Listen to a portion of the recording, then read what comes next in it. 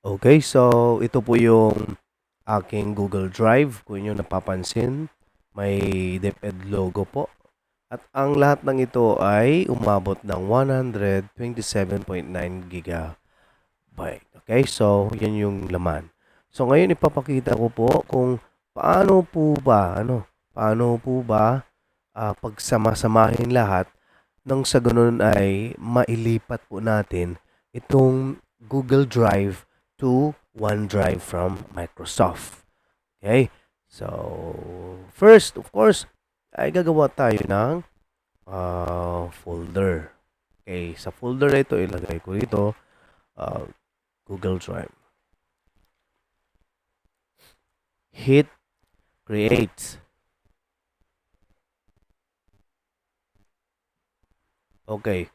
Pagka nagawa na po ang ating folder, of course, highlight lang natin by um, holding control, sabay click mo kung aling folder ang gusto mong isama. Ano po? So, sa sample ko na ito, lahat ng aking nakikita ay plano kong ilagay sa Google Drive. So, binitawan ko na yung control na key, drag ko na ito dito sa ating Google Drive. Okay. So, drag natin. Sa bagay, sa sobrang dami kasi, ay hindi pa siya hindi mo hindi agad-agad makikita yung action. Okay? Ayun na. So napasok na po lahat at para mas mabilis nga po control alt mo lahat. Okay?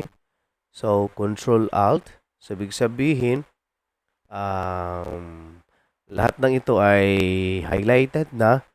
Sabay press control, ito ay click mo lang, no? Left click.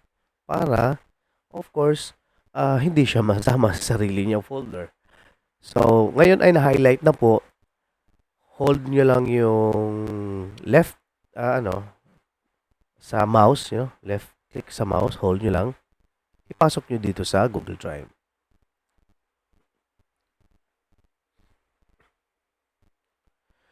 So, again, hindi agad-agad makikita ano po yung action. Ano po? Kasi nga sa sobrang bigat, may biruin mo ba naman? 127 gigabyte. Ano po? Ayun na.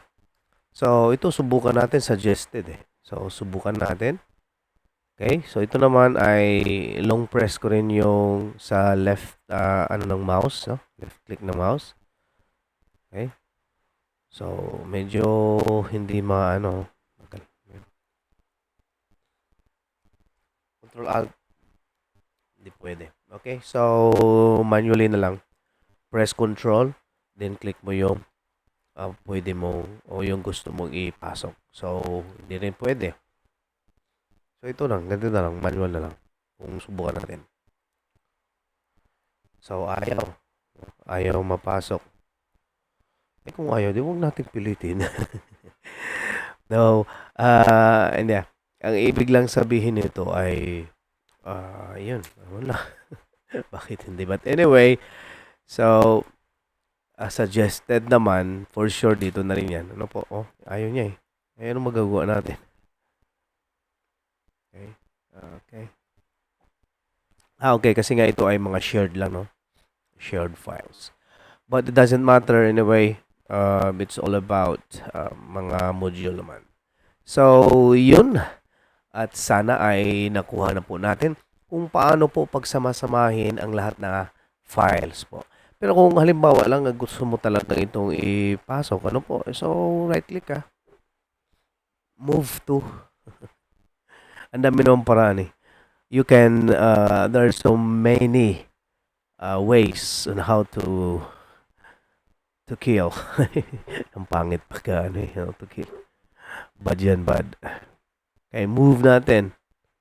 Move to mathematics now. Sige lang. Ano ba yan? Paano move? Okay. has been moved sa drive. Sabay, pasok natin. Yun. Okay, so, ganun pa rin. Subukan natin i-highlight. So, hindi nga, kasi nga, suggested siya. So, ang magandang gawin ay, ito, subukan natin. Right click. Oh, nako. Napakaraming paraan po, ano. Ayaw niya na. Make a copy natin eh. Diba? Make a copy. Pasok natin dito. Highlight natin. Boom.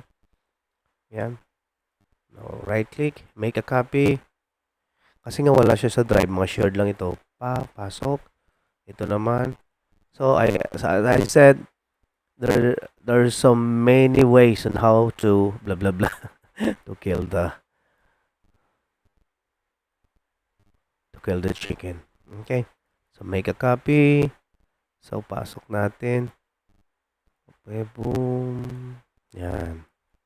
Kasi kapag shared, ibig sabihin hindi talaga sa'yo ito. No? Shared lang eh. Galing sa ibang mayari. But, of course, nagawa nating ipasok ito sa lahat ng ating Google Drive. So, that's it. So, check natin kung 127 files ay nandito. Yes. So, sana ay may natutunan po tayo, ano? Kung paano po pagsamasamahin lahat ang ating files into one folder and then name it with Google Drive or whatsoever. Kasi ito po yung ito transfer natin sa OneDrive. Okay, so that's it. Abangan na lang yung part 3. Okay, bye-bye.